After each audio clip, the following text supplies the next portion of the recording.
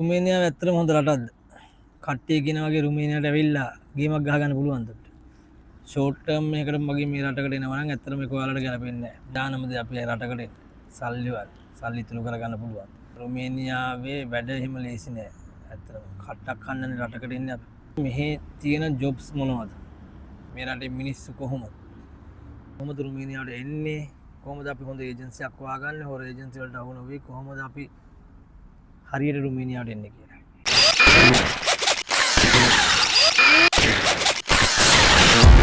සලුත් ගුණ දිවිනාත්සා කොහොමද ඔයාලට? අතන මම අද අරන් එන්නේ ඔයාලට බ්ලොග් එකක්වත් එහෙම මෙහෙ මුකුත් එහෙම විස්තරයක් නෙවෙයි. ඇත්තටම මම මෙහෙට අරන් එන්නේ මෙහෙට එන කෙනෙක්ට කොහොමද එන්න ඕන මෙහෙට ඇවිල්ලා ඇත්තටම ගේමක් ගහ ගන්න පුළුවන්ද අපි භාෂාවෙන් කිව්වොත් දෙයක් කරගන්න පුළුවන්ද මේක ඔය වගේ රටක්ද එනමනම් කොහොමද ඒජන්සියක් මොන වගේ ඒජන්සියක් කරා දෙන්න ඕන එතකොට මේ මිනිස්සු කොයි වගේද මෙයාලත් එක්ක කොහොමද අපි ජීවත් වෙන්නේ ඒ විස්තර තමයි මම පොඩ්ඩක් ඔයාලත් එක්ක බෙදා ගන්න අපි මුලින්ම යන් අපි ඉදාසේ ඉන්න පුළුවන් තරම ඔය වාඩි වෙලා කතා කරන්න පුළුවන් තැනකට ගිහිල්ලා අපි ටිකට විස්තරට කන්ටිනියු කරා යන්න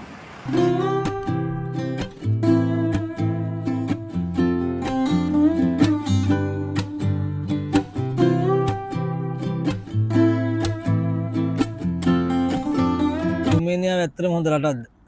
කට්ටිය කියන වගේ රුමේනියාවට ඇවිල්ලා ගේමක් ගහගන්න පුළුවන්ද? රුමේනියාව කොයි වගේ රටක්ද? ඒ කියන්නේ රුමේනියාවට આવොත් අපිට ලැබෙන්නේ මොන වගේ ඔපචුනිටිස්ද? මොන වගේ දේවල්ද අපිට ඇත්තටම ලැබෙන්නේ? අපි පොඩ්ඩක් බලමු මේ වීඩියෝ එක කතා කරලා. ඒකින්ද මම ඔයාලා හැමෝගෙම කියනවා මේ වීඩියෝ එක ස්කිප් නොකර දිගටම බලන්න මොකද මේක ඇත්තටම වැදගත් වෙයි කියලා මම හිතනවා ඔයාලට. ඒකයි මම මේ අද ඔයාලට මේ වීඩියෝ ගේන්නේ. ඒකින්ද මේ වීඩියෝ දිගටම ස්කිප් නොකර බලන්න කියලා මම ඔයාලට කියනවා. අපි යම් වීඩියෝ එකට. ඔව් රුමේනියාවට ඇවිල්ලා ගේමක් ගහගන්න පුළුවන්. හැබැයි ඔයාලට ගොඩක් ඉවසීම තියෙනවා. මොකද ඔයාලා මේ රටට එන්නේ අවුරුදු 2කටද එහෙමනම් ඇත්තටම ඇවිල්ලා වැඩක් නැහැ. එහෙම එනවනම් ඔයාලට හරියන්නේ ඇත්තටම කොරියාව, ඊශ්‍රායල් නැත්නම් මැද පෙරදිග වගේ රටක් තමයි. මොකද මෙහෙට ඇත්තටම ඔයාලට අවුරුදු 2කට එනවා කියන්නේ ඒක ඔයාලට හරියන්නේ නැහැ ඇත්තටම මගේ භාෂාවෙන් කිව්වොත්. යුරෝපේ ඒ කියන්නේ රුමේනියා YouTube TikTok ඒ වල වගේ ඇත්තටම හොඳ රටක්. ඒ කියන්නේ ඇත්තටම මේක හොඳ රටක්. මම කලින් කිව්වා වගේ ඔයාලට ෂෝට් ටර්ම් එකකට මගේ මේ රටකට එනවා නම් ඇත්තටම මේක ඔයාලට ගැලපෙන්නේ නැහැ. මොකද ෂෝට් ටර්ම් එකට ඕගොල්ලෝ නිකමට මම කතා කරොත් මේගොල්ලෝ ඔයා එන්නේ අන්ස්කිල් වගේ කෙනෙක් වශයෙන් නම් එතකොට ඔයා මේ රටේ අවම පඩියට තමයි ඔයා ගෙන්නන්නේ. ඒ කියන්නේ ලේ 2500. ඒක සාමාන්‍යයෙන් අපි ලංකාවේ කන්වර්ට් කරොත් අද රේට් එකත් එක්ක වගේ මම බැලුවොත් 1.80කට වගේ ඔයාලට සෙට් වෙනවා. එතකොට ඔයා මෙහෙට එන්න අපි නිකමට ඔයා එන්නේ ලෝන් එකක් ඇප්ලයි කරලා. ඒ ලෝන් එක ලක්ෂ 16ක් වගේ යනවා. මොකද ලක්ෂ 16ක් කියන්නේ කොහොමද දැන් රුමේනියාවට එන්නේ ඒජන්සියක් කරා ගෙන්නන්න ලක්ෂ 16ක් යනවා. එතකොට ඔයා ලක්ෂ 16 ගෙවන්න ලෝන් එකක් කරාම ඇවිල්ලා ගෙවන්න ඔයාට යනවා අවුරුද්දයි මාස එකමාරක් අවුරුද්දයි මාස 3ක් ගියමුකෝ අපි අවම වශයෙන්. එතකොට ඊතුරු මාස 7 තමයි ඔයාලා තියෙන ගේම ගහගන්න. ඒ ගේම ගහගන්න මාස 7න් ඔයාලා ගේම ගහගන්න පුළුවන් කියන්නේ ඔයා වැඩකාරයෙක්. එහෙම ගහගත්තා ඉන්න මොන තරම්. ඒ වුණාට මම නම් කියන්නේ රුමේනියාවට අවුරුදු 2කට නම් ඇවිල්ලා තේරුමක් නැහැ. ඔයා එන්නේ රුමේනියාවට ලොන්ග් ටර්ම් ප්ලෑන් එකකට නම් ඒක තමයි ඔයාලට ගැලපෙනම නියම රට. මොකද මේ රුමේනියාව කියන්නේ යුරෝපෙට එන ගේට් එක. අනිවාර්යෙන් ගේට් එක. ඒ කියන්නේ ඔයා මේ රටට ඇවිල්ලා ඔයා මේ රටේ වැඩ කරලා ඔයා මේ රටේ කම්පැනි වලින් ඔයාව හොඳට වැඩ කරලා ඉන්නකොට ඔයා අවුරුදු 5ක් මේ රටේ එක දිගට වැඩ කරා කියන්න. එතකොට ඔයාට මේ අවුරුදු 5න් ඔයාට පුළුවන් මේ රටේ PR එකට ඇප්ලයි කරන්න. PR එකකට ඇප්ලයි කරා කියන්නේ කෙලින්ම මේ ඔයාට මේ යුරෝපේ රටවල් 29 ඇතුළතම ඔයාට ගිහිල්ලා කරලා ජොබ් එකක් කරලා එහෙම කරලා එන්න පුළුවන්. මේ මම හොයාගත්ත විස්තරات එක්ක මම මේ ඔයාලත් එක්ක කතා කරන්නේ අද. ඒ විස්තරات එක්ක ඕන රටකට ගිහිල්ලා ජොබ් එකක් කරලා ඔයාලට එන්න පුළුවන් රුමේනියාවට. ඒ වගේ ගොඩාක් ඔපචුනිටිස් මේ රටේ තියෙනවා. ලොන්ග් ටර්ම් ප්ලෑන් එකකට එනවා කියන්නේ. අපි කෙටියෙන් කියමුකෝ. ඔයා දැන් PR එක මේ රටේ ඇප්ලයි කරලා PR එක අරගත්තා. එහෙම ගත්ත ගොඩක් කට්ටිය අපි දැනුවත්වම ඉන්නවා මේ රටේ. ලංකාවේ අය. ඔයා නිකමට හිතන්න ඔයා PR එක ඇප්ලයි කරලා ගත්ත කියලා. ඔයා PR එක ගත්තොත් ඔයාට ඊසිලි ඔයාට පුළුවන් ඉතාලි, ප්‍රාන්ස්, ජර්මන් ඒ වගේ ඕන රටකට ගිහිල්ලා ජොබ් එකක් හොයලා ජොබ් එකක් සෙට් කරගෙන ඔයාලට ඒ රටේ සෙටල් වෙන්න පුළුවන්. ඒක ඔයාලට තියෙන හම්බෙන ලොකුම ගේට් එක මේක යුරෝපෙට. ඔයා ඩිරෙක්ට් ඒ හරහා රටවල් වලට එන්න ගියොත් ඔයාලට ලොකු වියදමක් යනවා. හරි අමාරුයි එන්න. ඒ වගේනේ මේ රටකට ඩිරෙක්ට් ආවට පස්සේ ඔයාලට ඩිරෙක්ට් කෙලින් මේ රටවල් වලට මේ රටේ PR එක ඇප්ලයි කරාට පස්සේ හොඳට ගිහිල්ලා හොඳ ජොබ් එකක් වල ඔයාගේ ස්කිල් අනුව ඔයාලා හොඳ ජොබ් එකක් සෙට් කරගන්න පුළුවන්. එතකොට රුමේනියාවට එන එක ඊසිද? ප්‍රොසෙස් එක ඊසිද? නෑ, ප්‍රොසෙස් එක ටිකක් අමාරුයි. ඒ කියන්නේ ඔයා අනිවාර්යෙන් මෙහි වීසා එක දාන්න ඕන. වීසා එකට ඇප්ලයි කරලා ඔයාගේ මෙහි වර්ක් පර්මිට් එකක් එන්න ඕන. ඊට පස්සේ වර්ක් පර්මිට් එක ආවම ඔයාව මේ ලංකාවේ රුමේනියාවේ එම්බසි එකට ගිහිල්ලා ඉන්ටර්විව් එකක් ෆේස් කරන්න ඕන. ඒ වැඩ කටයුතු වෙනවා. එතකොට ඔයාගේ අනිවාර්යෙන් ඔයා මෙහෙට ඇප්ලයි කරනවා නම් ඔයාලා ඉංග්‍රීසි ස්කිල් එක පොඩ්ඩක් තියෙන්න ඕන. ඒ ගැන ඒ කියන්නේ මම එම්බසියෙන් අහන ප්‍රශ්න පිළිබඳව මම මගේ කලින් වීඩියෝ එක දාලා තියෙනවා. මම ඕනනම් ඒකේ ඩිස්ක්‍රිප්ෂන් එකේ මගේ ලින්ක් එක දාලා ඔයාලට තියන්නම් අවශ්‍ය කෙනෙක් ඕන කියන බලන්න පුළුවන්. අනිවාර්යෙන් ඉංග්‍රීසි පොඩ්ඩක් ඔයාලට පැහැදිලි වෙන්න ඕන. මොකද ඒගොල්ලෝ ඉංග්‍රීසි තමයි කතා කරලා ඉන්ටර්විව් එක ඔයා බලන්නේ. ඒ කියන්නේ මේ රටේ ලැන්ග්වේජ් එක ඉංග්‍රීසි නෙවෙයි. ඒක මම කියන්න ඕන. මේ රටේ ලැන්ග්වේජ් එක ඉංග්‍රීසි නෙවෙයි.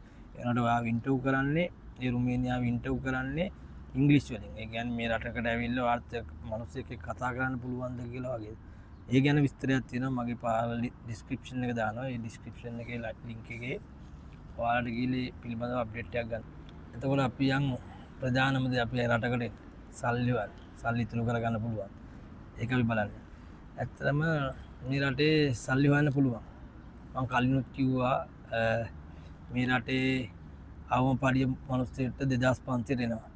එතකොට එයා මේ එනකොට ලෝන් එක ගෙවලා ඔක්කොම කරලා එනකොට අවුරුදු එකමාරක් ගිහිල්ලා එතකොට ඉතින් ඉඳන් එයාට ඉතුරු ස්ටෙප් ටික යන්න පුළුවන්. මොකද මේ රටට ආවා කියන්නේ මේ රටේ ඔයාට ෆුඩ් කාඩ් එකක්, ඒ කියන්නේ කෑමට අවම ලේ 500ක් දෙනවා. ඊට අමතරව නවාතැන් පාසුකම් මේ යුරෝපේ මම දන්න තරමින් ආහාරයි නවාතැනුයි ෆ්‍රී දෙන්නේ රුමේනියාව විතරයි. ෆුඩ් කාඩ් එක ලේ 500ක් කිව්වේ මම ඒක අවම මුදල. ඒ කියන්නේ ඊට වඩා වැඩිපුර හම්බෙන කම්පැනිසුත් තියෙන එක ඔය කම්පැනි යන ඩිපෙන්ඩ් වෙනවා. හැබැයි මේක රුමේනියාවේ වැඩ එහෙම ලේසි නෑ. ඇත්තටම කට්ටක් කන්නනේ රටකට එන්නේ අපි. වැඩ ටිකක් අමාරුයි. ඒක ඔයාගේ වැඩ කරන විදිහත් එක්ක තමයි.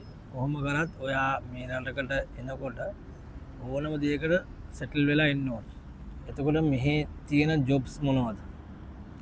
අන්ස්කිල් වර්ක කෙනෙක්ට නම් අනිවාර්යෙන් තියෙන්නේ ෆැක්ටරි වර්කර්ස්, නැත්නම් වෙයාර්හවුස්, නැත්නම් බයික් රයිඩින් වගේ තමයි.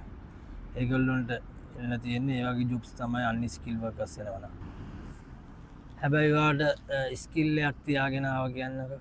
එතකොට ඒ කියන්නේ හොටෙල්, රෙස්ටොරන්ට්, බාර්මන් and බැරිස්ටා, නැත්නම් ෆෝක්ලිෆ්ට් ඩ්‍රයිවර්, ඒ වගේ මොකක් හරි ඔයාට ස්කිල් එකක් ඔයා හදාගෙන ඔයාලම කියලා ස්කිල් එකක් ආවොත් ඔයාට මේ රටේ ඔයාට අවශ්‍ය නියම පඩියකට ගිහිල්ලා ඔයාට සෙටල් වෙන හොඳ ජොබ් එකක් කරගෙන ඔයාට හුරු විදියට ජොබ් එකක් කරන් ඉන්න පුළුවන්.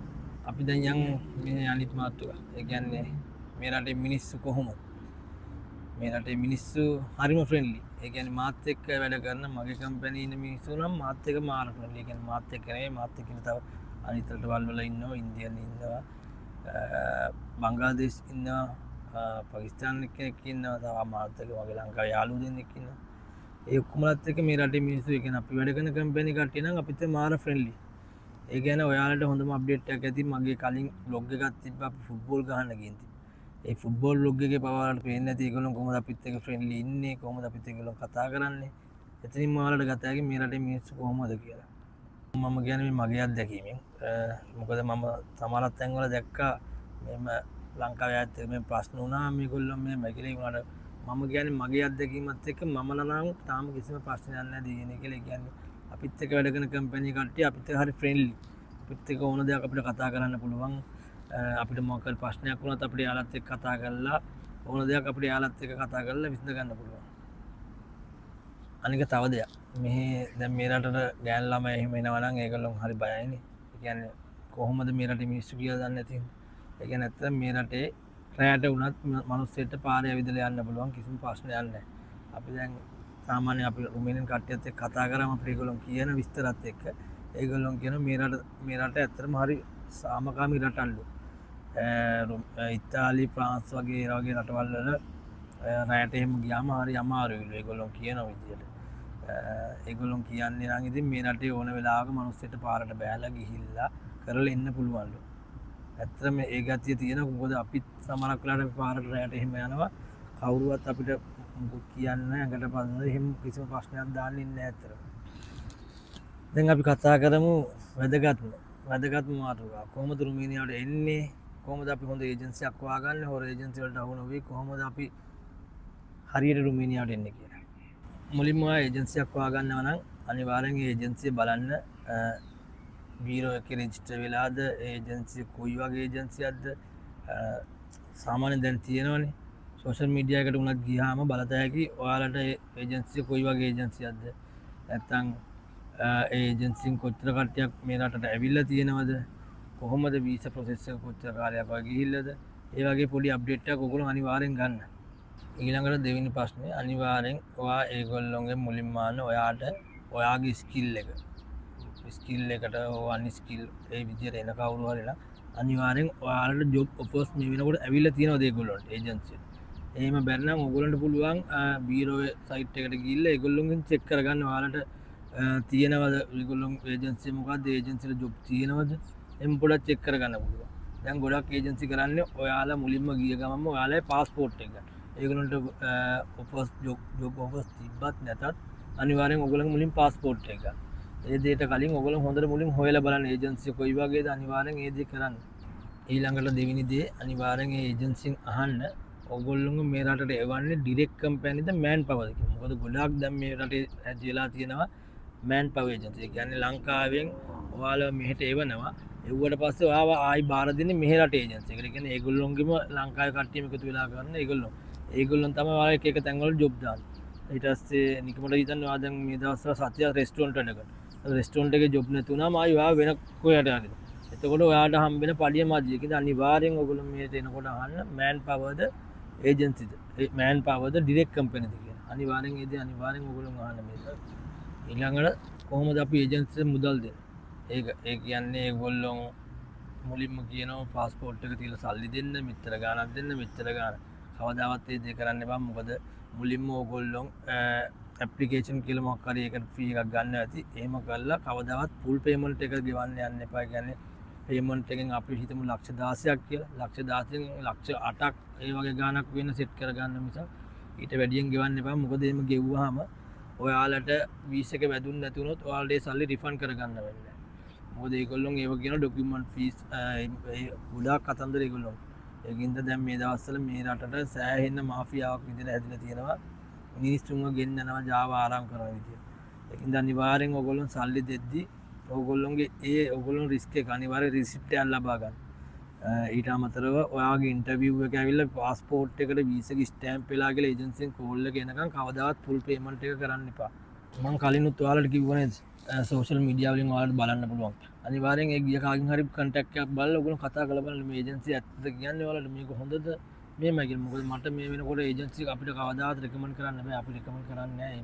ඒ කියන්නේ මට රෙකමන්ඩ් කරන්න බෑ. මොකද සමහරක් විට මම ආපු ඒජන්සියද මේ වෙනකොට ඔයාලට නරක ඇති. නරක වෙච්ච ඒජන්සියක් මේ වෙනකොට හොඳ ඇති. අපිට ඒකකින්ද රෙකමන්ඩ් කරන්න බෑ. කාලෙත් එක්ක වෙන දෙයක්. මොකද මෙහෙන් වර්ක් පර්මිට් ඉෂුව කරන විදිහත්. ඒකින්ද අනිවාර්යෙන් ගිය කෙනෙක්ගෙන් හොඳට අහලා හොඳ ප්‍රූෆ් එකක් අරගන්න.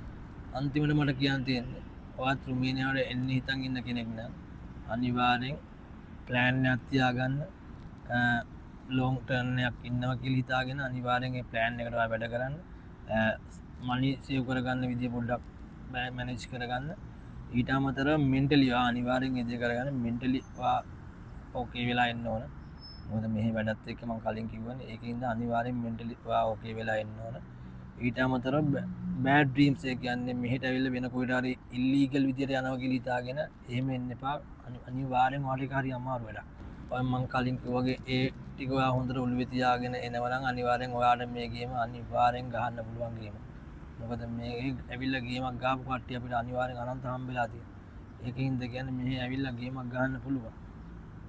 ඒකින්ද මම කියන්නේ අනිවාර්යෙන් රුමේනියාවට එන්න ඉන්න කෙනෙක් නම් මම කලින් කිව්වා වගේ හොඳට ඔළුවට අරගෙන වැඩ ටික අනිවාර්යෙන් මනි සේව් කරගන්න විදිය.